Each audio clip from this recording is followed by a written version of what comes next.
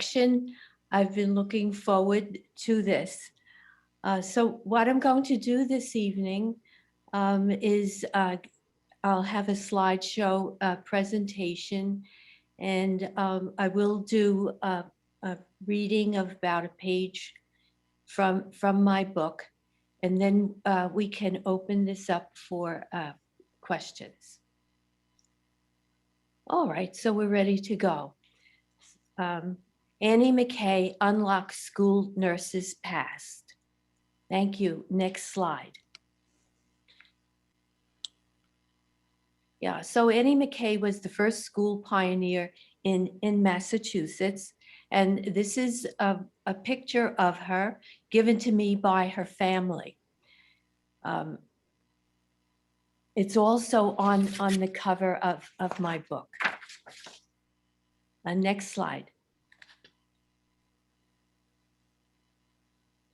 Annie McKay was born in on July 29th, 1867, in Beaverton, Ontario, Canada. Originally, she was a school nurse. Beaverton is about 55 miles north of Toronto.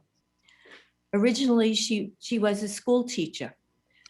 She served in World War I as a nurse with the American Red Cross in France, and she died in 1944 in Beaverton.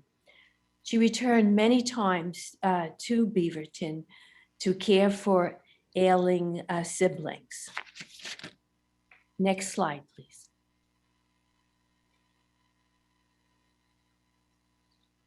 But Boston was the first city in the US to supervise the health care of school children. The health inspectors were physicians. The problem was that the doctors did not have time to check on the students to see that they returned to school. So they were responsible for screening students and excluding students with communicable diseases. But as I said, there was little time for follow-up. Next slide, please. The Boston School Committee had a problem. They had a troubling 13% absenteeism rate. And IDNA is what we know of now as the visiting nurses. Since the visiting nurses were out in the community, they were aware that there were well children that were playing in the streets instead of being in school. No one was available to check on the children. They excluded, but not recalled. The children were excluded, but not recalled. So IDNA approached the Boston School Committee with a plan. And this was at their own expense. As an experiment, the Boston School Committee allowed the District Nursing Association to place and supervise a nurse in the Quincy School District to assist physicians. Next slide, please.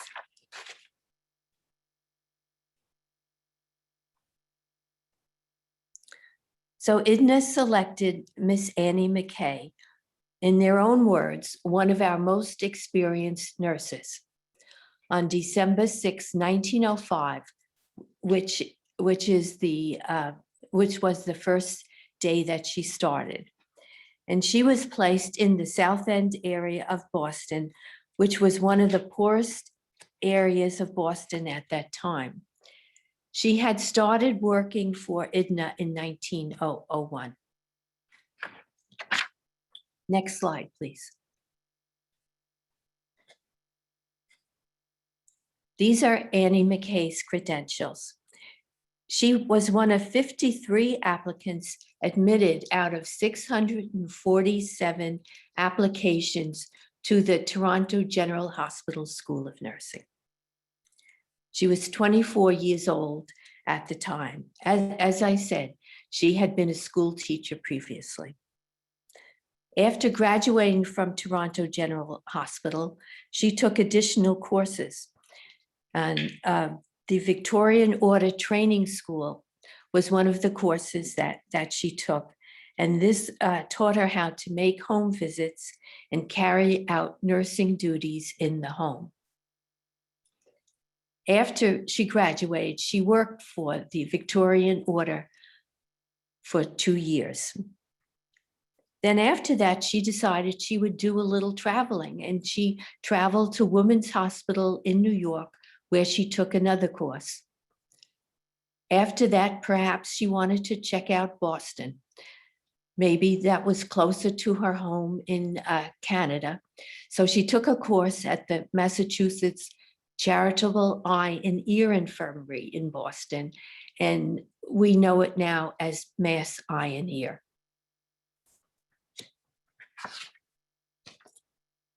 Next slide, please.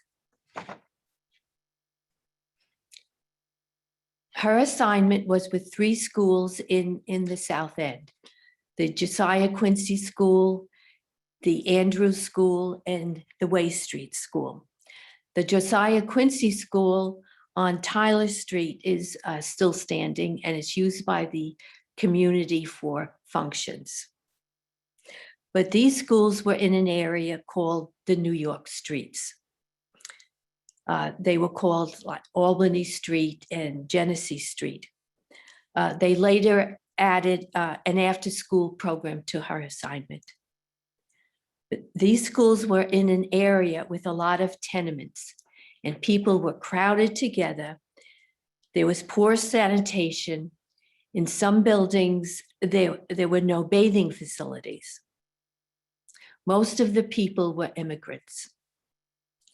The classroom size in the schools was about 45 students to a class, but some classrooms had as many as 60 to 70 students.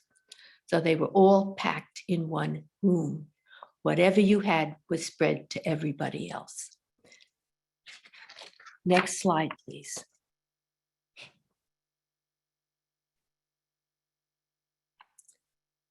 These were some of Annie McKay's activities in school and after school. She checked on the health of new entrants and returning students. She dressed blisters, sores, burns. She removed splinters. She checked vision and hearing, and she made home visits. Next slide, please.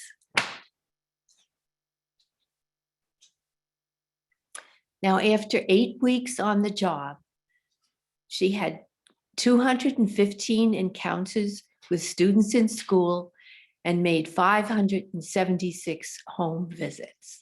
So she was a busy lady. Next slide, please. The most common cases that she found was with defective vision and with problems with adenoids and tonsils.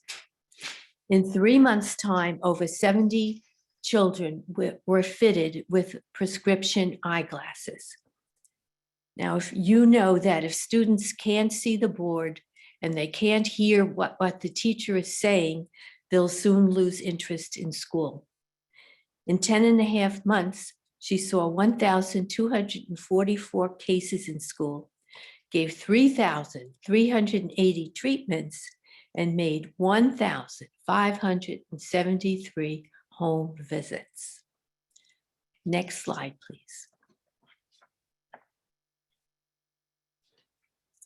Annie McKay gave the main address at the annual meeting of IDNA in 1906. And these were her main concerns: that children were examined in 2 or 3 different free dispensaries. Families consulted several physicians, but often the children's treatment was incomplete. In other words, the parents would give the treatment for a few days and then forget about it. So she recognized that healthcare should be systemized. Next slide, please. So this the experiment is considered a success. It was praised by both teachers, parents, children, and medical inspectors. Next slide, please. By January 1907, Edna had 4 nurses working in 5 of the public school districts. Then Mount Sinai Hospital Society in Boston's West End employed a school nurse in the Washington School District. Next slide, please. The Boston School Committee appointed a commission to study the health of children in school. According to its 1907 report, a properly qualified nurse would not only find the children showing symptoms of physical distress, but would see to it that they were quickly and properly treated and returned to school at the earliest possible moment. Next slide, please. The key findings of the commission were that there were a large number of pupils needing medical assistance. The treatment would be carried out efficiently by nurses.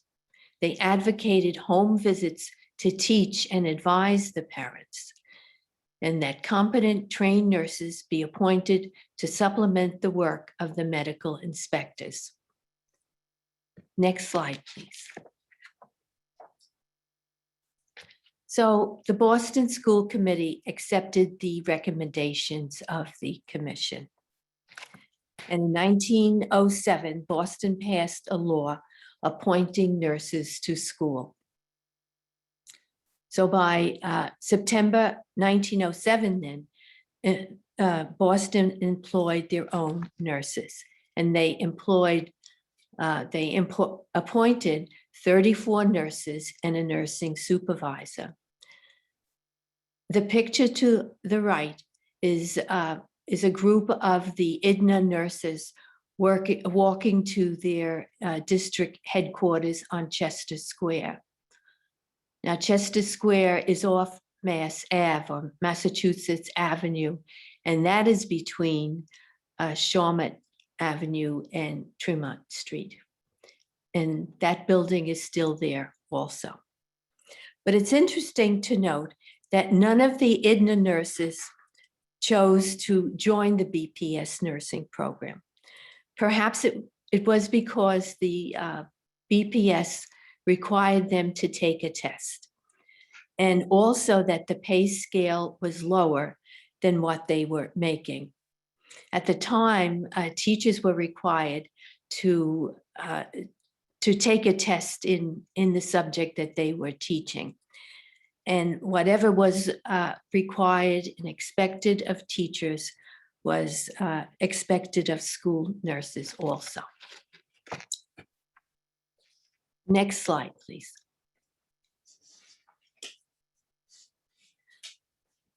Miss McKay's legacy. Well, she enabled education to be more acceptable to more children. She made the students more productive citizens, and she created a new nursing specialty. Next slide, please. So she set up a system of assessment, interventions, and follow-up of health problems. And that became part of the nursing process.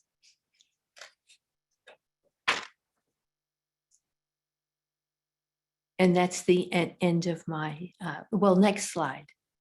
Yes. And that's the end of the slide presentation. So the role of the school nurse was that she was an advocate for disease prevention and health maintenance, and she provided quality care in an educational setting. Florence Nightingale said that the visiting nurse required a higher calling because she had to be independent, confident, and she had to be able to make decisions on her own. And so it was with the school nurse.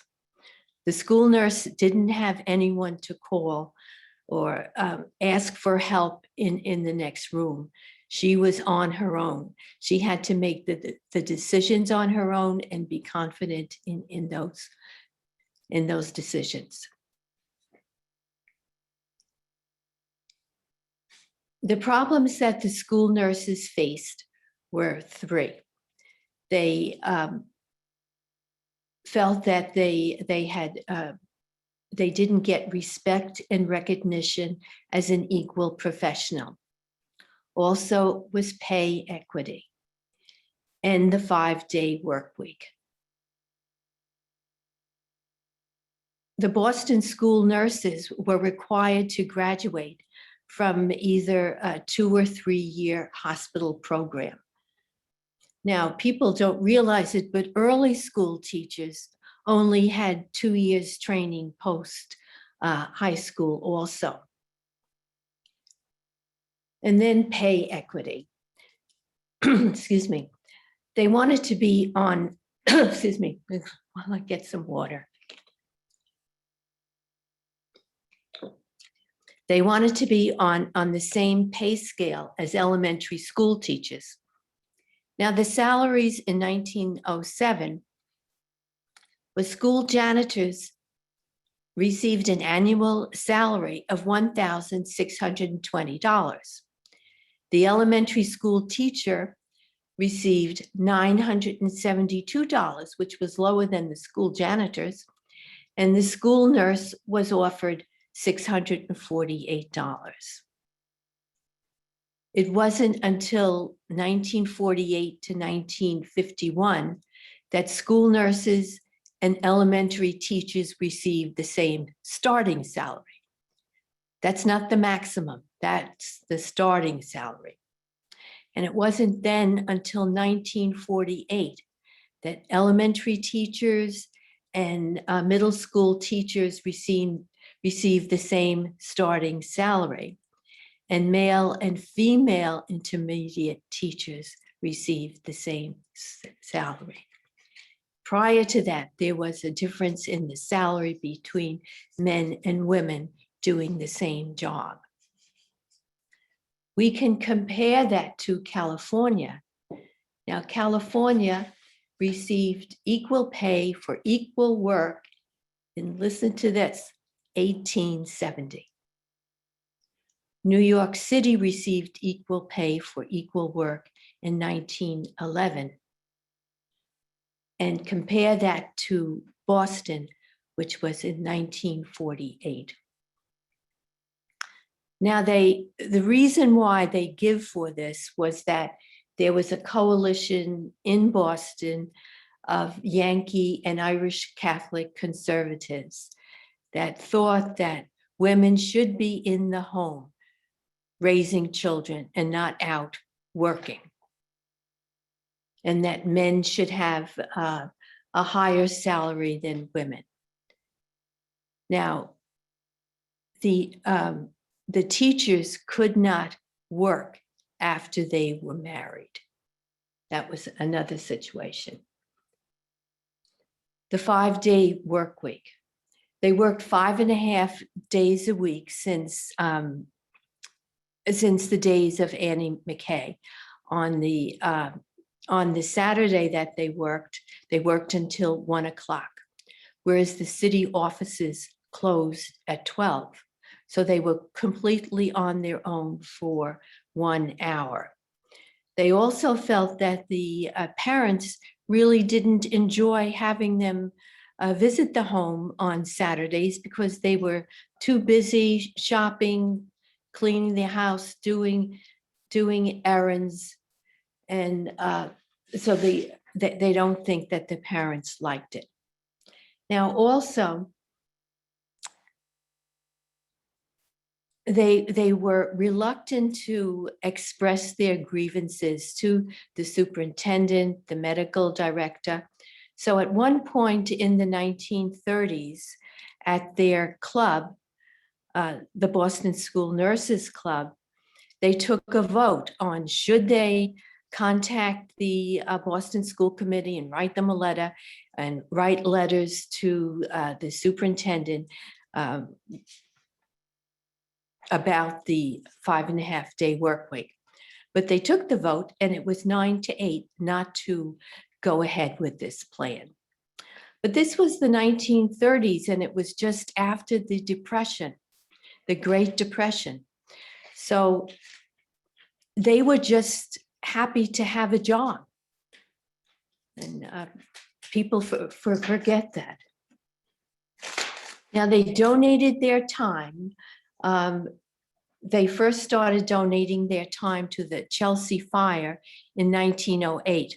So this was just 1 year after they were hired, where there were 12,000 people homeless and 19 people died. There also was the Coconut Grove fire in 1942, which killed 492 people. And of course, there was the 1918-1919 flu epidemic called the Spanish flu. During that time, the city decided to close the schools. The superintendent wanted to close them, but the medical director thought the kids would be better off in school where they were supervised. However, the superintendent prevailed, and the schools were closed for 1 month. In comparison, New York City kept the schools open, but the parents were still afraid to send the kids to school. The Spanish flu, of course, occurred during World War I. And that came in 3 waves. It came in the spring of 1918, the fall of 1918, and then again the spring of 1919. And that had a 2.5% mortality rate. And it affected children also. Boston lost 211 children during the pandemic. And the school nurses, while they were off for that month, volunteered their time with the Instructive District Nursing Association, and they made home visits. So they treated people in their homes, and they gave them fluids there, force fluids, that's important. And they gave them baths to reduce their fever. Frequently, their faces turned blue for lack of oxygen. Generally, then they passed very quickly after that. The flu triggered an overreaction in the immune system, causing the immune system to turn against itself. So the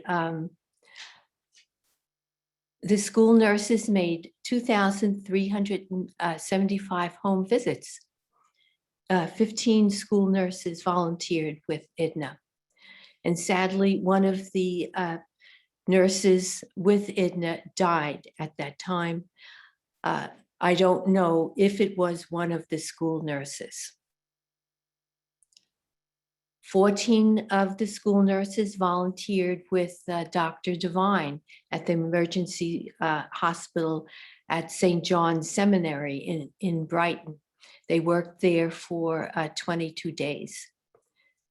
Now, of course, we have, during the pandemic, we have more technology, medications, and finally, a vaccine.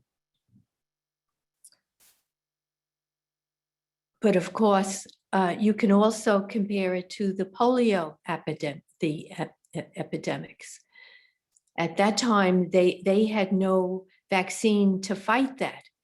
And of course, there was no Operation Warp Speed, where we got a vaccine in less than a year. Of course, they were very anxious at that time, or all during those polio epidemics. They started in 1916. They felt that previous to that, the polio virus was always there, but people were immune to it. But once they started to clean up the water supply, people were no longer immune. And this, of course, this affected children also.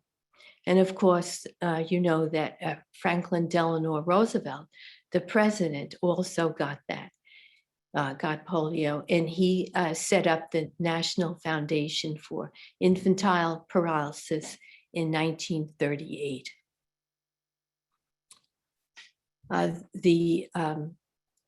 In 1955, Dr. Jonas Salk started working on a vaccine.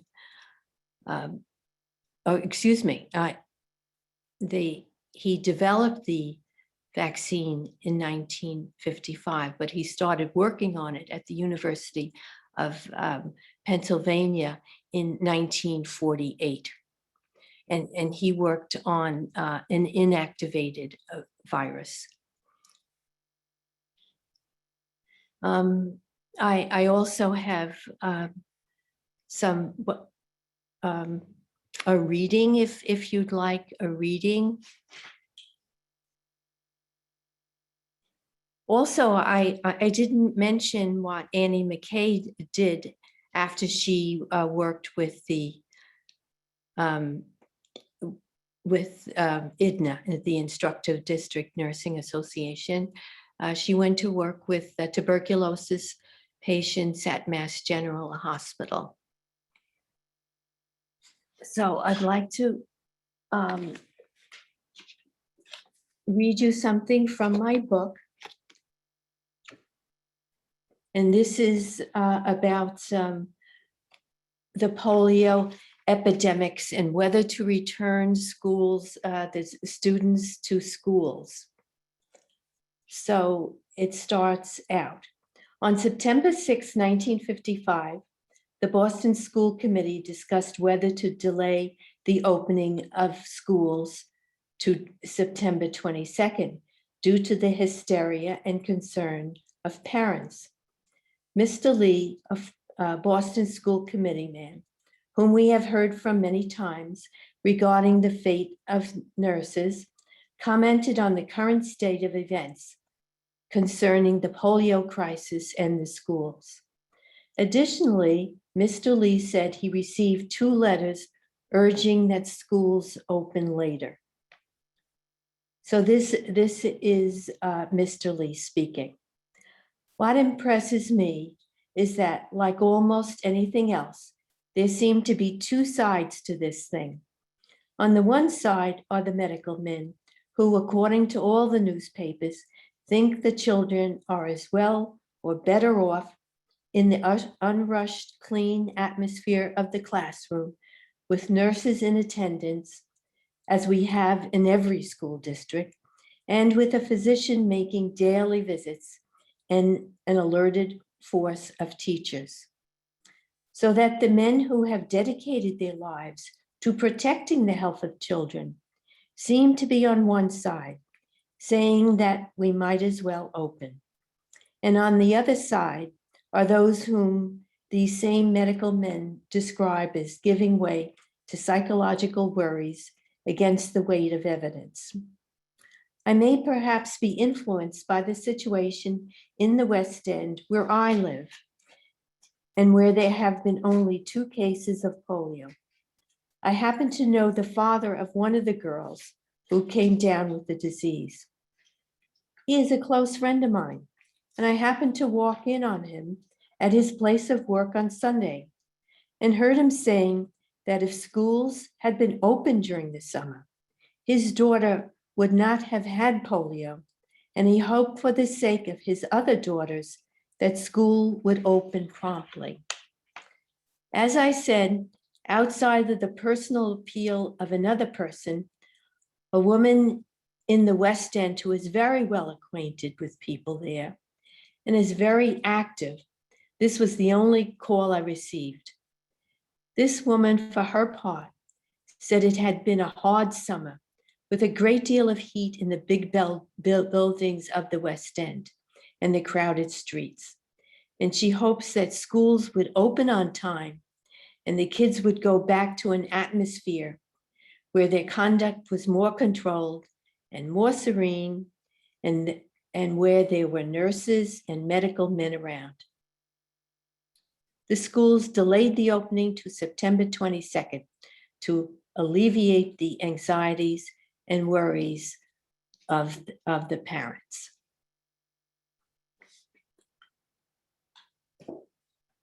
So that is my reading, and I guess I can open it up to questions. I keep thinking of all the things that I didn't mention, but I want to mention that Annie McKay lived in the South End at 1521 Washington Street. And that building is still there. The Massachusetts School Nurse Organization placed a plaque on the building to commemorate where she lived. If anyone has time, the Women's Heritage Trail makes a stop at that building.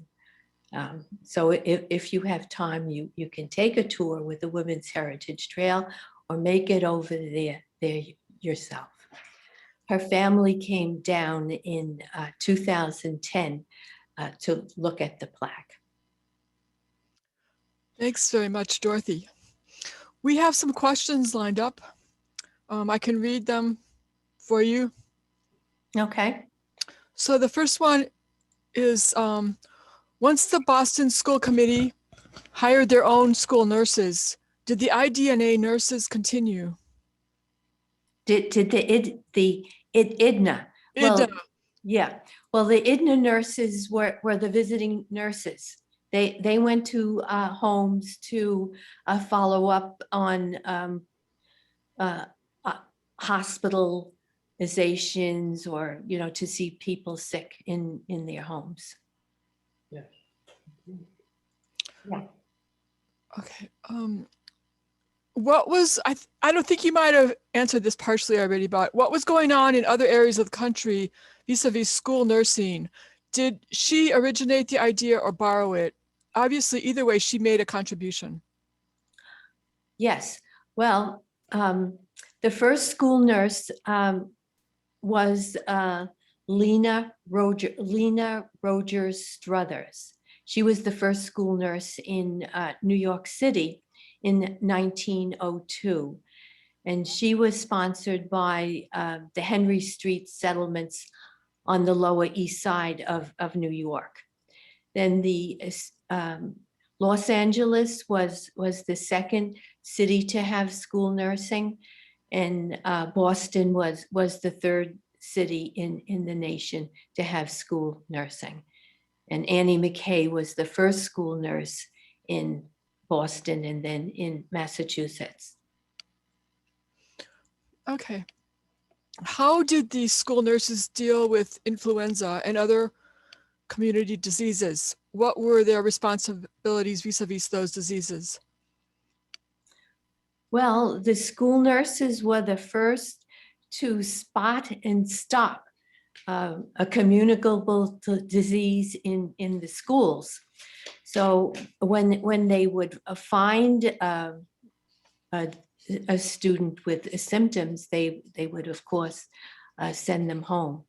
But the school nurses, of course, had a lot of programs to immunize the children in school for all of the polio inoculations. The Salk vaccine included 3 injections. We have the COVID vaccine now, and that's 2, or you may get 1 from the Johnson & Johnson, but the polio vaccine had 3 injections. So they did all those programs in schools. And TB testing Tuberculosis was very prevalent at that, well, for years.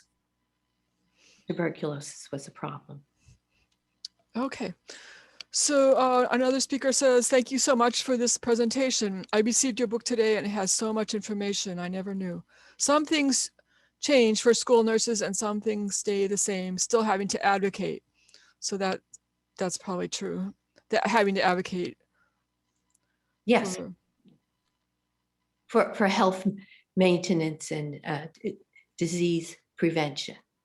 And for the nurses themselves, probably their pay and their hours and. You know. Yes, well, I think after World War II, and I have an interview with one of the nurses at that time who had been a nurse during World War II, and proceeded then to take a job as a school nurse.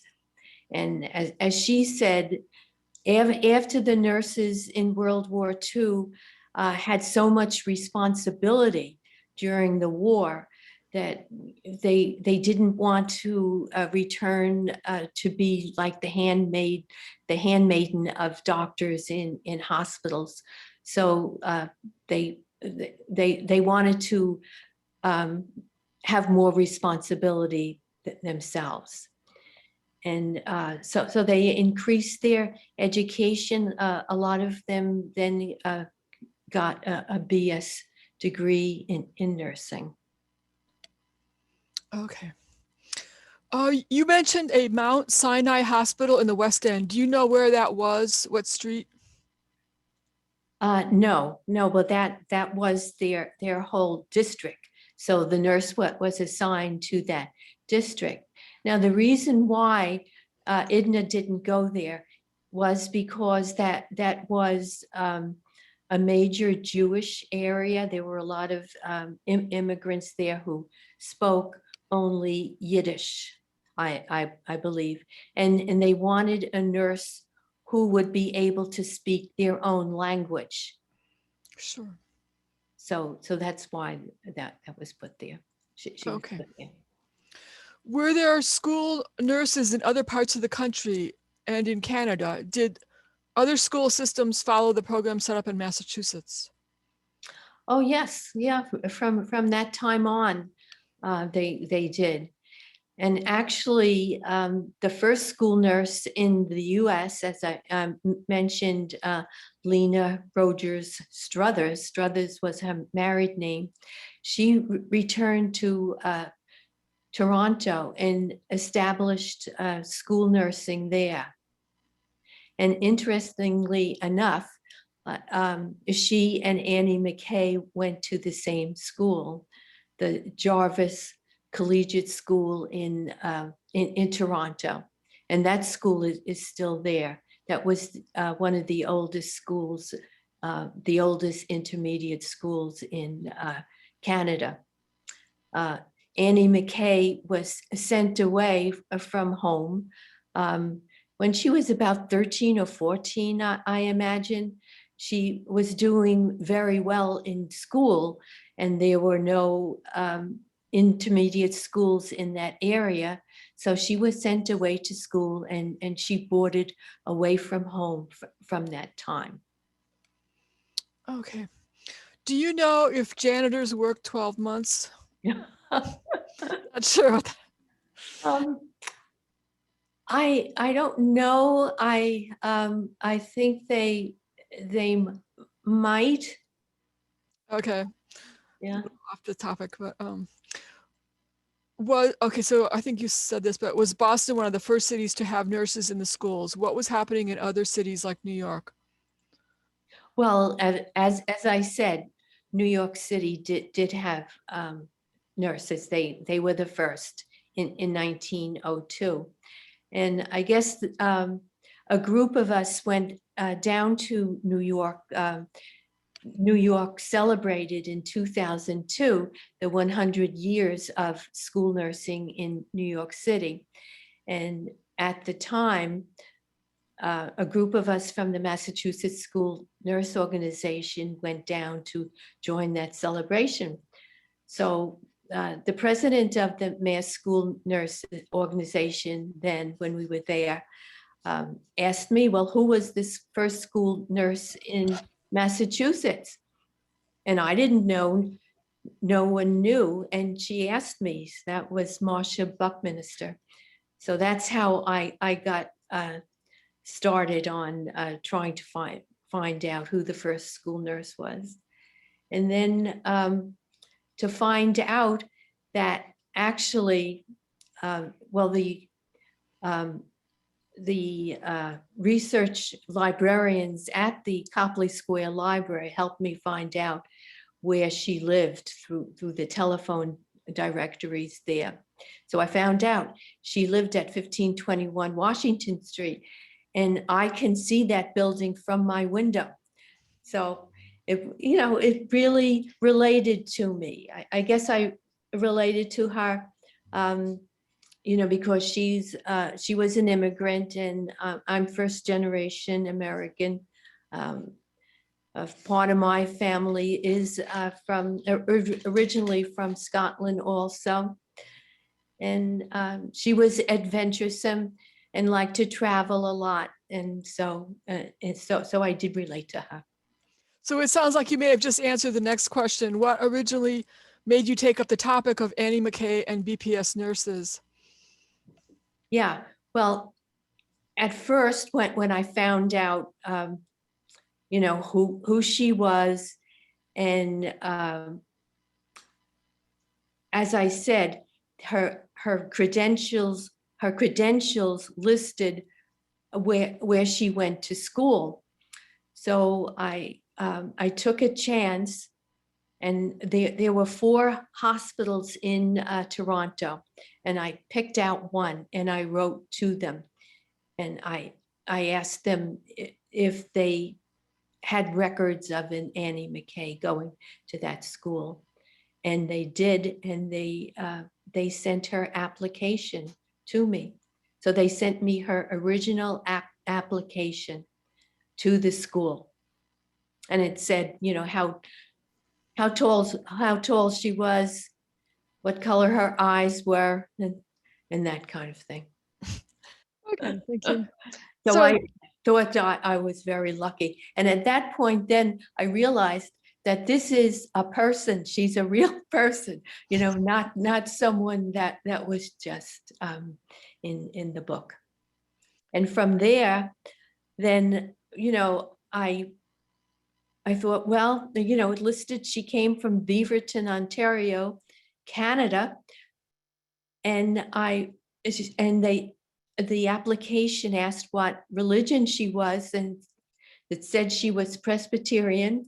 So I wrote to the Presbyterian Church in Beaverton, the minister there, and asked if there was a family in Beaverton with the name of McKay. And he wrote back to me and said, yes, the family is still here. And that's how I contacted her family. Great. Okay. This person making a comment says the school nurses are fantastic and a great help in identifying psychosocial problems and supporting anxious children. So I don't know if you want to comment on that. Yes. Well, children will talk to a school nurse. I can remember one of my own experiences that remains with me.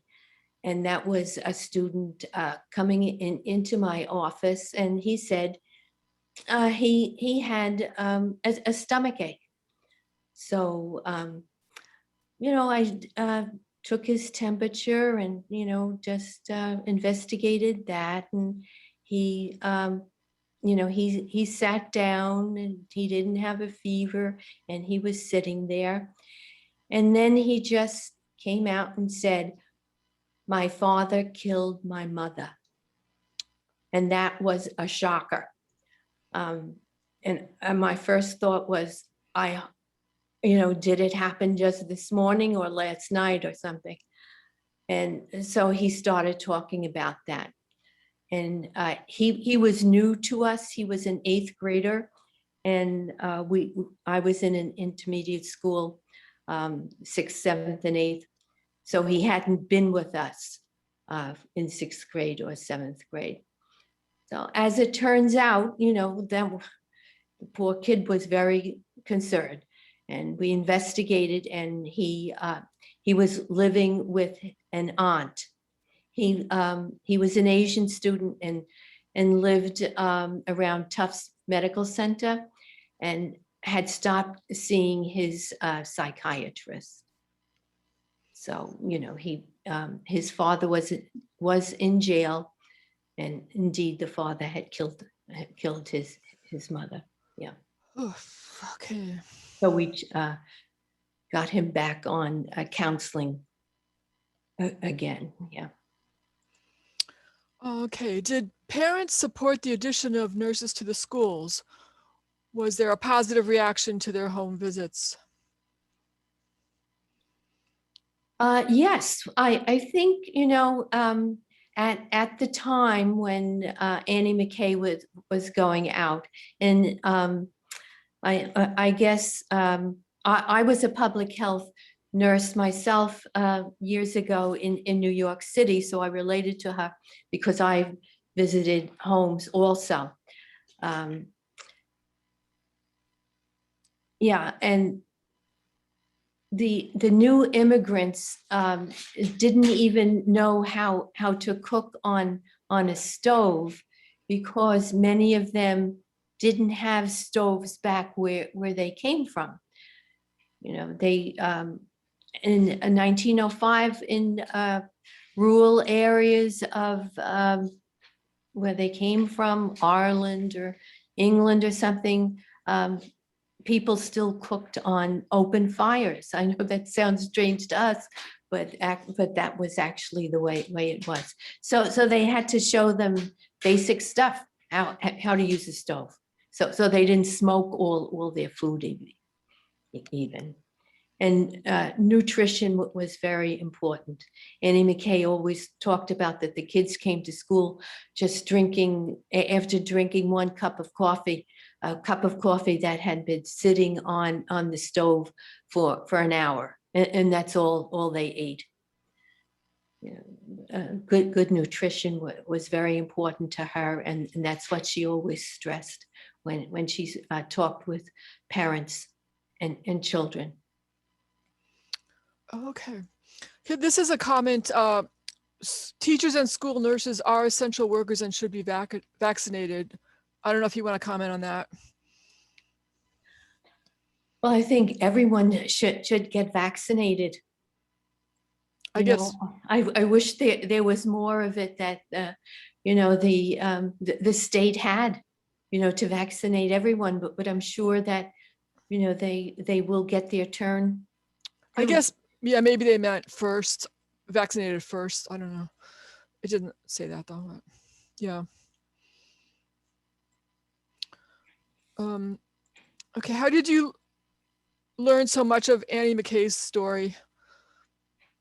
Just by research, Yeah, just through research. The family contacted me, and they came down to visit here in 2010. As I said, to look at the plaque and to see where she had worked and where she lived. And I know her cousin said that a cousin of hers said that Annie had said that she wanted to get out of the bush.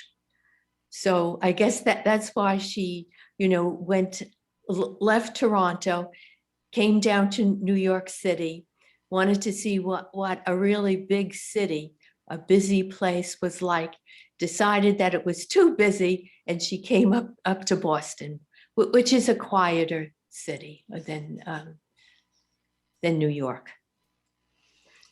Okay, was Annie McKay's contributions recognized during her lifetime? Oh, I think so. Because that's what nurses do, the nursing process. that I mentioned. They look at a problem, they assess a problem, then they do the treatment, the intervention, and then they follow up afterwards. They see what the result was. The problem with the medical inspectors or the doctors was, they saw the problems in the school of the kids who had communicable diseases, and they just sent them home, but no one, sent them back to school. So they were missing school, and the nation at that time wanted people who could read and write. It was the beginning of industrialization. They needed people who could follow instructions, like read directions, and that kind of thing. Okay. Do you know if BPS nurses today have salaries that are the same as the teachers? Yes, they do. Yes. Yes. Yeah, they got that in about 1969. What was the year that they got that? They received at that time the equal starting salaries, the maximum, and the master's degree and any other degrees following that. But okay. Okay. One person is saying she remembers them in the school system in 1955 in I guess it's a Norton. It's just a comment, but here's another one. What city followed Boston next with school nursing? Do you? I really don't know. You don't know? No. Well, the school committee wanted, well, the Massachusetts didn't want to force communities to hire school nurses. So in 1921, they passed a law permitting towns to have school nurses. So that means they permitted them. They didn't mandate them. But in 1974, they had a stronger law in towns that required them to have a nurse, and the nurse was to have an RN. That means a registered nurse. So they wanted them to have registered nurses, not LPNs, which are licensed practical nurses. The difference between a registered nurse and a licensed practical nurse is that a registered nurse has goes to school for about 3 years, or now about 4 years, whereas a licensed practical nurse only goes to school for about 1 year. Okay, were there any men in this profession? And if so, when did they get in? I can't tell you the exact date that men came in.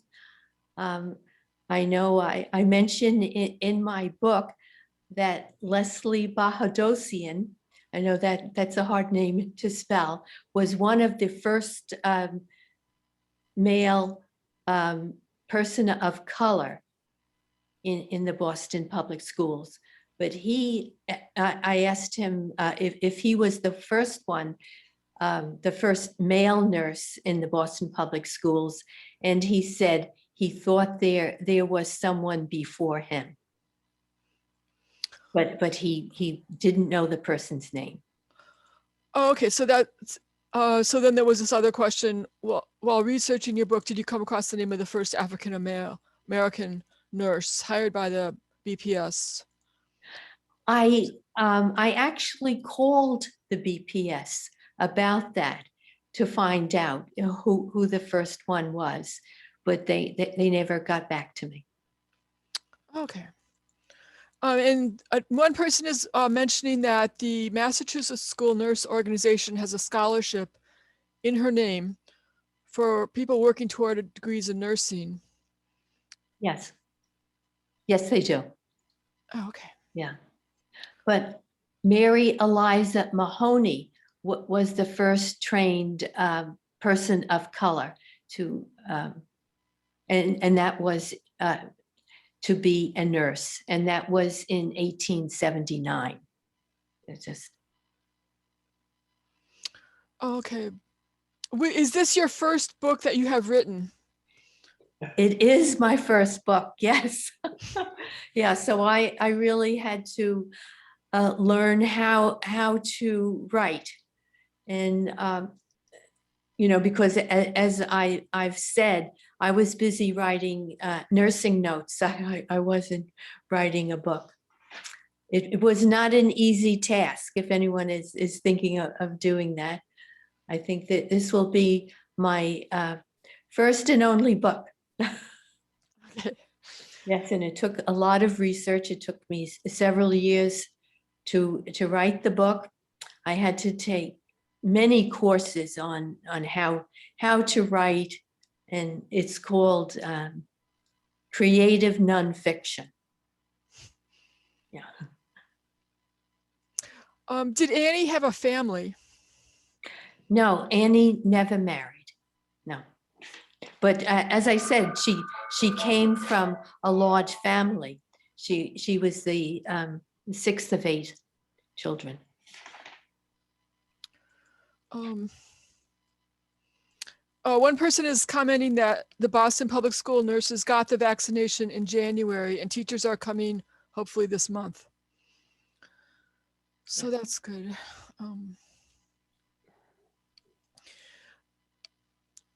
Was she honored? That's another, I guess, in any way. Oh, you're thinking of, was Annie McKay honored in her time or something? Or maybe No. afterwards, or? No, I don't think so. No. Okay, here's a comment. Thank you, Dorothy. This was a very timely talk. School nurses have played such an important role in improving the health of children and continue to do so through this pandemic.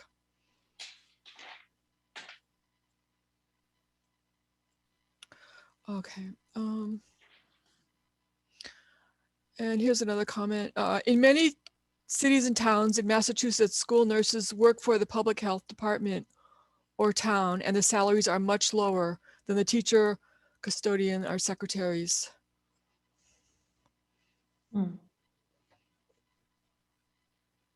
Most school nurses, though, in Massachusetts, though, work for the Board of Education in that town. Did or do school nurses have to do continuing education classes to keep their license active? Oh, yes. Yes, of course. And Yes, if so, how many yearly credits do they need to get? Oh, I'm not sure. I can't say that, but yes, they do have to take continuing education units to maintain your license. Okay. Okay, are you going to write a follow-up? I think you're. I don't think so. No, Okay. there are able hands that can pick up a pen and write the follow-up. And I'm sure that they will, because nurses' voices need to be heard. Oh, somebody I think answered the previous question about the credits. 15 hours every 2 years, it looks like. You may have said this, but how old was Annie when she retired, and what did she do post-retirement? Oh, I did mention that post-retirement, she went on to work for Mass General Hospital, working with tuberculosis patients. She was always very interested in that. And she would take the students up to the roof so that they would get more sunshine and clean air. Yeah. because ultraviolet light, killed the bacillus of TB. Do you know who the first female doctor was in Boston?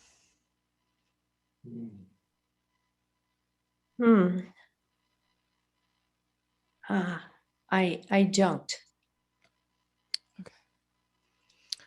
There's some other comments about the credits. One person is saying 150 hours for 5 years for their DESE license. And another person is saying the nationally certified school nurses need 75 credits to keep their national school nurse license.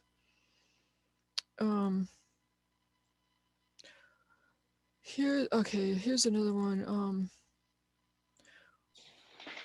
Was there ever a time when funding for school nursing was questioned or proposed that it not be budgeted by the city of Boston? Oh, that occurred many times. Yes. Let's see, how shall we proceed with this? Yes, many times the different mayors wanted to transfer these school nurses to health and hospitals.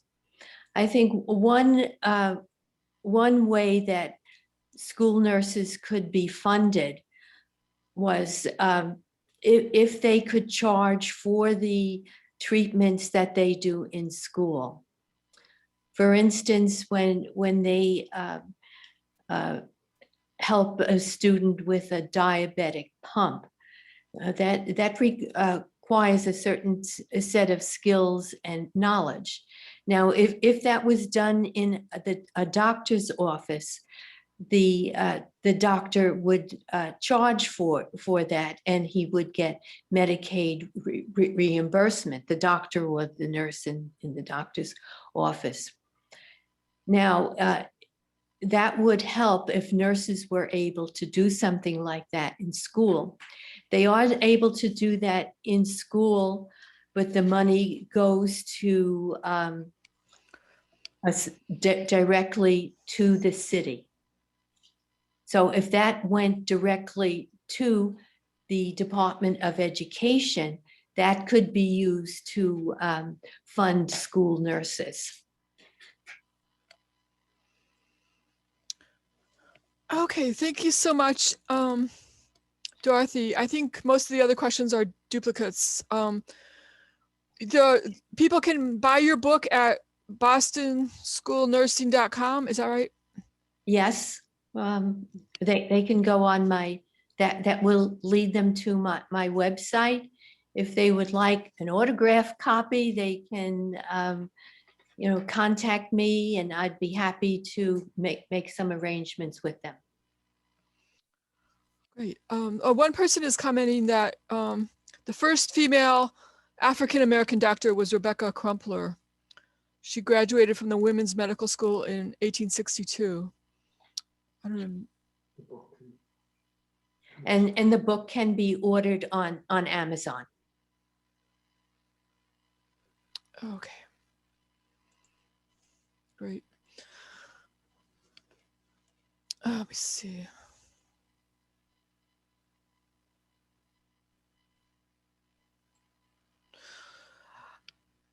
Okay, so that was very interesting and informative. Thanks again, Dorothy, for your sharing with us all your work that you did for this book. Well, thank you very much for having me. I really appreciated the opportunity to speak with everyone. And I hope I didn't delay your dinner hour too much. Okay. Thank you, everyone, for joining us, and good night. Good night. Bye, everyone.